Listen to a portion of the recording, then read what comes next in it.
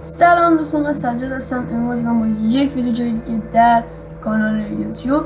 حتما چنل رو سابسکرایب کنید، خیلی حمایت میکنید و کامنت بذارید و لایک کنید و زنگوله رو بزنید. به من خیلی حمایت میکنید و به من انرژی میده که من برای شما همیشه ویدیو آپلود کنم و خیلی هم راحت‌تر میتونیم ویدیو آپلود کنیم. خب بچه‌ها، این سری اومدیم بهتون آموزش بدیم که چگونه برای خودتون یه دونه همچین چیزی بسازید با فتوشاپ. این رو من ساختم بچه‌ها. میخوام با این رو برای خودتون بسازیم با پک‌هایی که من اینجا قرار دادم.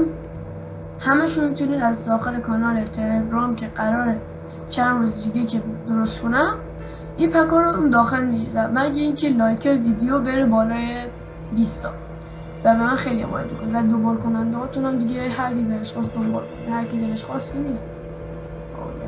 خب آیدی میشه انرژی میدین به من، سابسکرایب میکنید و بریم برای آموزش. لیتس گو. خب دوستان، فتوشاپ رو باز میکنین. من پک خودم رو اجرا میکنم، صبر میکنم تا فتوشاپ بیاد و ویدیو رو استاپ کنم. خب دوستان، باز شد و الان میریم با هم دیگه ببینیم چه چیزی ساختم. صبر میکنم تا بیاد. لحظه من ویدیو رو استاپ میکنم، یک کار پیش اومد. خب دوستان، این افکت مایه که ما الان ساختیم اسمش هست تامنیل. همون ویدیویی که خودتون داخل یوتیوب آپلود میکنین، نمیدونم هر جا که شما آپلود میکنین براتون میره و اول ویدیو یه دونه عکس میذاره و این عکس رو من میخوام داخل یوتیوب بذارم و بهترین چیزی که من ساختم. خب بچه‌ها نگاه کنید، به خیلی چیزای دیگه هم احتیاج نداره، واقعا خیلی چیزی کمیه. یه دونه بنر یوتیوبه که کلا اینجا قرار داده و یه دونه بنر فتوشاپ سه‌بعدی و یوتیوب سه‌بعدی و لوگو خودم، یک تر از خود فتوشاپ که خودم در بردم از داخل فتوشاپ، از پس زمینه رو از داخل فری پیک و همینطور عکس خودم رو هم دیگه که عکس گرفتم با موبایل و اومدم خیلی ساده داخل فتوشاپ دوربرش رو برش زدم و اومدم یکم نقاشی درست کردم. نگاه کنید الان این دوربرش فکر نکنید پاک نشده، پاک شده ولی رنگ اینا قرار بود اینجوری مثل نخ بیاد دوربرش ولی نشد. خود دیگه به این شکل در اومد ولی بازم خیلی خوب شده. این مال ما لازم. خب بچه‌ها به این شکل در اومد. خب الان بریم آموزشش رو بهتون آموزش بدیم. خب بچه‌ها، یک دونه یک صفحه باز می‌کنید. صفحه‌تون باید چه جور صفحه‌ای باشه؟ الان بهتون میگم خیلی ساده است. شما باید اندازه دسکتاپتون انتخاب کنید و یا برین از قسمت از اینجا انتخاب کنید. من کریت رو میزنم و عین همین رو اینجا برام بالا نه این نیست.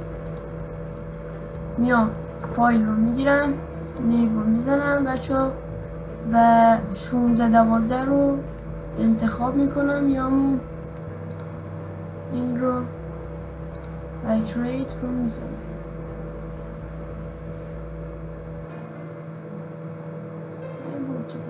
ارور داد، استاپ میکنم تا بیارمش. بعد که اومد بهتون میگم با چی آوردم. خب دوستان بچه‌ها، وقتی که ما آوردیم اینجاش یعنی اولیه باید 2000 باشه و پایینیش هم باید 1071 باشه که به این شکل در میاد. خب بچه‌ها خیلی ساده است. من میام چیکار میکنم؟ میام اینجا یک دونه فایل رو در اینجا میریزم برای این کار این شکل قرار میدم و این تیک رو فقط به این شکل در میاد. خب حالا عکس خودم رو باید اینجا آپلود کنم. خیلی ساده است. عکس خودم رو باید اینجا آپلود کنم. نگاه کنید این عکس بعد بیارم اونجا آپلودش کنم. خب میام چیکار میکنم؟ از عکسم یه کنترل سی میگیرم داشت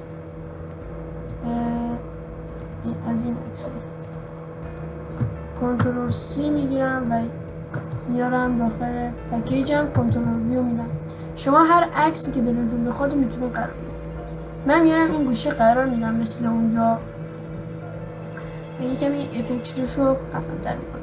بچه بازم بهتون میگم لایک و سابسکرایب بکنید، خیلی به من حمایت میکنید و انشاءالله من چند روز دیگه هم یه ویدیو جدید دیگه آپلود میکنم درباره فتوشاپ یا برنامه‌های دیگه مثلا باشون آشنا بشیم و همینطور با هوش مصنوعی که جدید اومده. خب بریم سراغ بچه‌ها. من الان عکس خودم اینجا قرار دادم، دوباره اینجا عکسم کلیک میکنم. وقتی که این صفحه در اومد میام اینجا، این زیاده چیزه، میام یکم کوچیک‌ترش کنم ولی بزرگتر باشه بهتره، جز این کار دیگه نیست.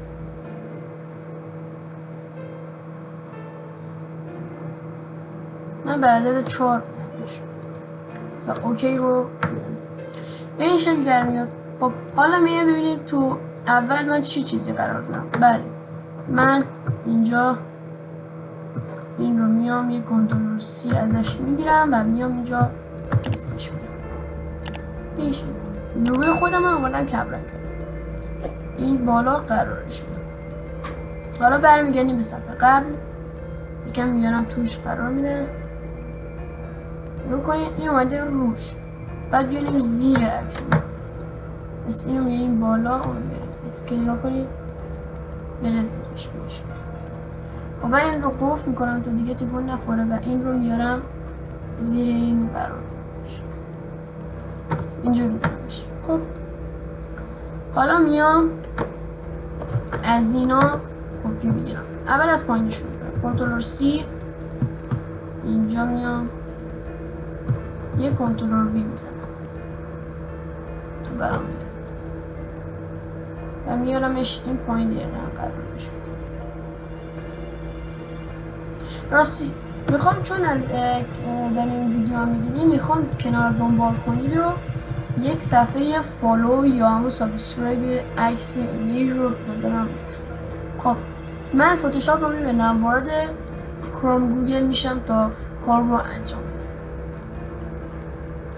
کروم گوگل رو باز میکنم و از این سرچ میکنیم ما فیلیپیک.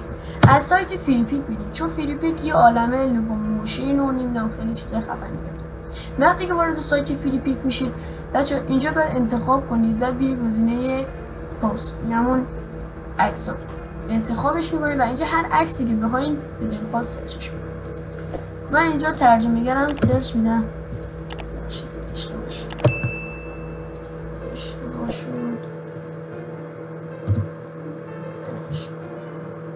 ترجمه رو باز کنم چون یکم زبان انگلیسی ضعیفه. تایپ از نظر من با فارسی هم میتونید تایپ کنید، ولی از نظر من به انگلیسی تایپ کنیم یکمی باحال‌تر میاره براتون. یعنی باید با فارسی سرچ کنید براتون یکم کم میاره و یکمی اشکال داره اون عکسایی که میخواید. از انگلیسی بزنید بهتره. خب ما میخوایم چی باشه؟ بهش میگم که عکس فالوور برای یوتیوب بکنیم. یوتیوب خب 3 بعدی، این خیلی مهمه بچه 3 بعدی باشه و خیلی طراح خیلی خفنی هم هست و بهترین کیفیت رو بهتون میده. 3 بعدی رو انتخاب میکنید، 3 بعد میزنید بعد حالا من ازش کپی میگیرم وارد سایت فیلیپیک میشه و کنترل وی میزنم و سرچ صبر میکنم تا برام بیاره.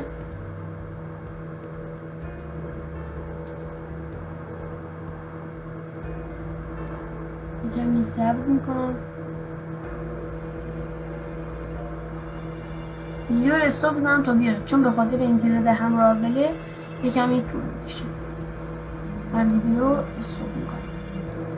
خب دوستان بچه تازه فهمیدم که همراه اول برای این سایت کار نمیکنه و اگه من همراه اول رو برم تو وای فای ایرانسل ویدیو ویدیو تصویر خودم نتونستم بذارم، به خاطر همین رفتم از گوگل همین عکسی که نوشته بودیم رو رفتم داخل گوگل سرچ کردم و یکم پایینتر هستش عکس واسه شما برین بزنید و اسم من ایرانسله و همراول. به خاطر نگاه کنید یه عالمه پک هست.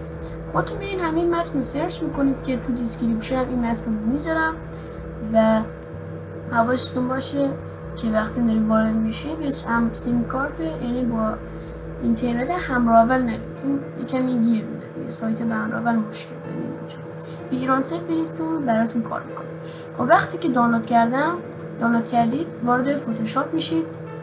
من یه قسمت فایل اوپن رو میزنم، میام اینجا اون لوگویی که دانلود کرده بودم رو اوپن رو میزنم. بعد نگاه کنیم هوش مصنوعی یه فتوشاپ اومده که راحت‌تر براش میزنم. من این رو انتخاب میکنم و برای براش زدم سر میگم دوباره شو بزنیم. یکمی صبر میکنیم دوستان، یکمی بشه. وقتی که تمام شد یه کنترل سی ازش میگیریم وارد این صفحه میکنیم و کنترل ویو من میزنم و این رو این پایین قرار میدیم. خب حالا میام توی این صفحه و این رو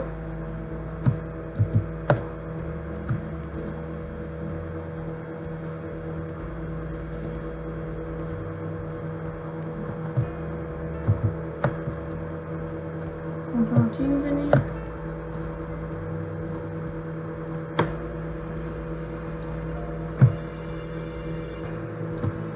کنترل سی وارد صفحه میکنیم، پست حتما اینجا قرار میدیم. بچه من میخوام یه فونتش عوض کنم چون فونتش یه جورایی عجیب غریبه، ولی من میخوام فونت خودم بزنم چون این فونت رو من انتخاب نکردم. میخواستم من انتخاب کنم ولی یکی دیگه به جای من انتخاب کرد و این اتفاق افتاد. خب من با استفاده از این نه از اینم نه کم پایینتر فونت مورد نظر ما قرار میدیم.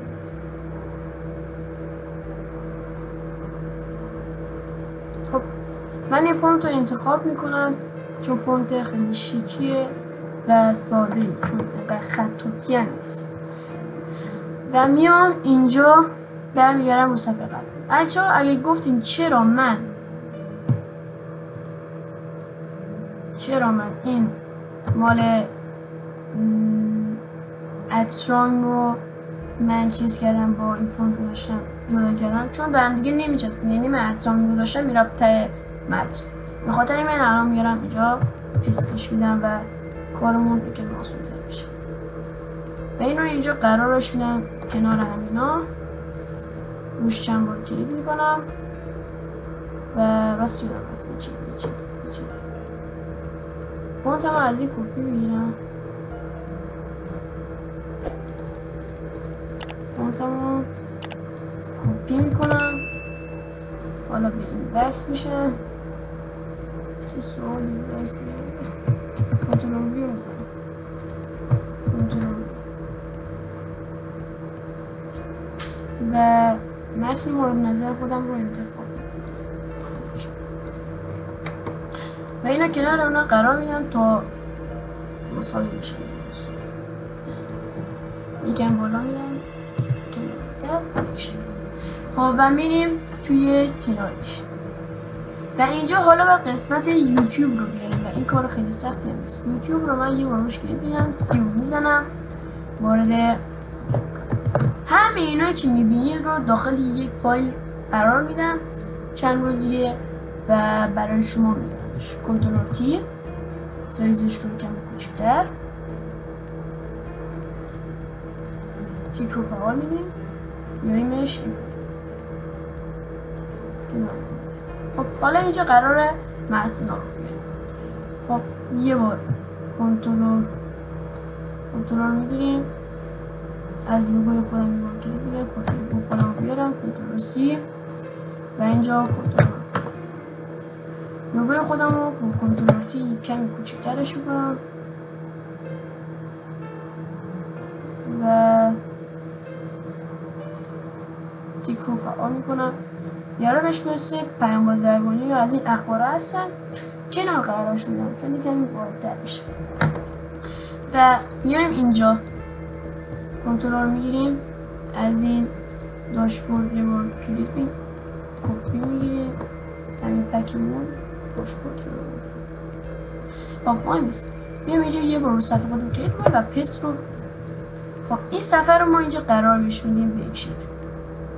اینجا قرارش میدیم یکم پایین فاصله بدیم این بالا میشه. و حالا میایم توی صفحه قبل و یه بار رو متنمون کلیک میکنیم با استفاده از کنترل سی میکشونیمش تو صفحه خود و کنترل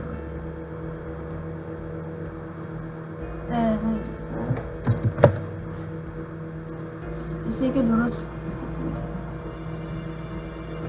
یه بار روش کلیک میکنیم کنترل سی اینجا کنترل. وقتی که برام آورد فونتش واقعا خیلی خوبه. من خودم این فونتش خیلی خوشم اومد. و میام حالا دومی واقعا کارمون خیلی سخت میکنه. چرا؟ الان بهتون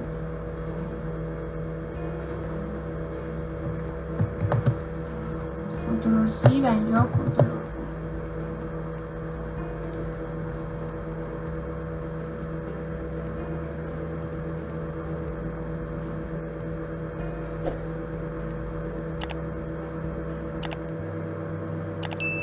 کنار هم قرار میدم.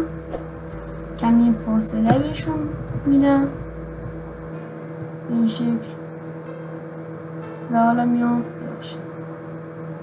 توی این قسمت و از فتوشاپمون یک کنترل سی هم میگیرم وارد میکنم و اینجا قرار میدم. بچه‌ها نگاه کنید وقتی که شما لوگوی فتوشاپ رو اینجا قرار میدین یه کوچولو بزرگتر کنین تا مثلا گراش خیلی خفن میشه مثل بلیچ. یعنی باید چیکار کنید یه کمی از سایزش رو بزرگتر میکنید. یعنی اگه من این پکیج رو بدم خودش صاف نیست کجه همین جوریه. فقط باید شما درست پاک کنید که من پاک میکنم همه رو با پاک کردن یعنی دور برش رو تمیز کرده بهتون تحویل میدم. و یک عکس دیگه هم هست که من اونو میخوام بعدم بذارم به این شکل میذارم و بینیم و حالا کنترل میگیرم روی فتوشاپ متن بار کنترل سی و اینجا کنترل وقتی که برام آورد اینجا قرارش میدم به این شکل یکم مرتبش میکنم کنترل میگیرم روی آیکون فتوشاپ قرار میدم یکم فاصله بهش میدم یکم به این شکل و خیلی مرتب تر شد. و الان من میام اینجا ببینیم چیزی کم نیست. نه کم نیست. نگاه کنید بچه‌ها اینجا یک دونه سابسکرایب کم داشت که من سابسکرایب بهش اضافه کردم و نتیجه شد این از این شد و قرار اینم بریم با این یکی کنیم. پس میام با این متنمون این بار کلیک میکنم متنمون و فونتشو کپی میکنم کنترل سی. حالا میام اینجا چند بار روش کلیک میکنم اینجا فونت کنترل ویو میزنم و این رو انتخاب به کمی سایزشو کوچکتر میکنم به این شکل. یه دقیقه صبر کنید. خب دوستان به این شکل کوچکترش میکنیم. حالا دیگه کار باشه. خب حالا میگیریم یه کمی اینورتر قرارش میدیم چون نزدیک همون فونت خودمون و به سابسکرایب می‌کنیم که ازش دور میکنیم اینجا قرارش میدیم و یه کمی اینورتر بالا فیش خیلی مرتب و شیک شد و همینطور قرار اینجا یه جرقه بزنم ولی یادم رفت بچه خیلی از گیمرها میان چیکار میکنن، افکتی که میخوان برای خودشون بسازن رو میان نگاه کنید به موس، از این وسط میان یک تر جرقه‌ای یا قرمزی نمیدونم چه رنگی میذارن برای خودشون و عکس خودشون رو میذارن به این و پشت عکسشون پس زمینه میذارن و این واقعا کارشو خیلی خوبه برای گیمر. ولی چون ما میخوایم از پارت ساده شروع کنیم تا بره بالا، با این روش پیشرفت میکنیم برای این کار، چون کم کم بعد مرتب‌تر میکنیم. فعلا همینجوری ساده برای خودمون میسازیم و برای بقیه آموزشش رو میذارم و بعدا میریم برای سخت‌ترین کار یا آخرین کاربردی که روی این قرار بذاریم. خب دوستان ممنونم که تا اینجا با ما بودین و همینطور چنل رو سابسکرایب کنید، خیلی ممنون میکنید. تا یه ویدیو دیگه، خدا